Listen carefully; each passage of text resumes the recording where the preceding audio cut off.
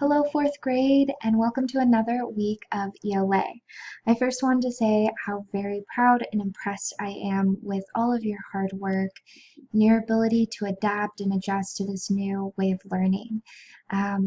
With that said, I'm going to show you what is expected of you for ELA this week, which looks very similar to last week.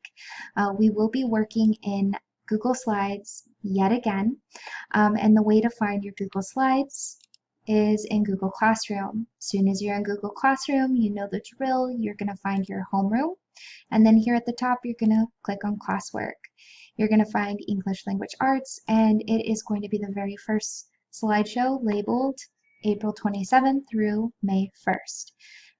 As soon as you are here, I want you to work through each of the slides, clicking on the sound icons to know exactly what's expected of you for each slide assignment, and remembering that I've labeled all of the slides with the days of the week to keep you on track.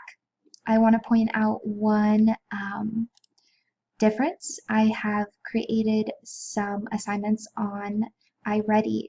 Now, if you are completing an iReady assignment, it is not going to be one that I've assigned directly to you, but it's going to be a lesson that is on your path. Okay? I want you to answer a few questions here about that iReady lesson, and we've done that twice throughout the week. At the very end here, I want to point out that we do not have an ELA comprehension quiz at the end.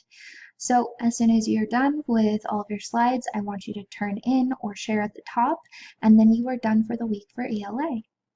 If you have any questions, please reach out and let me know.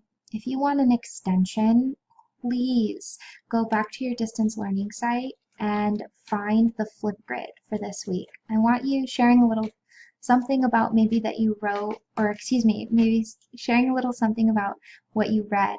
It could be a story that you read within our Google slideshow, or it could be just a book that you're reading at home on your downtime. Use one of our sentence starters and tell us a little bit about what you're reading. But that's all we have to do for English Language Arts, completing our ELA slideshow, as well as doing some reading and sharing with us what you're reading about. Good luck, and again, please reach out. Remember to hop into one of the Zoom meetings your homeroom teacher has set up for you.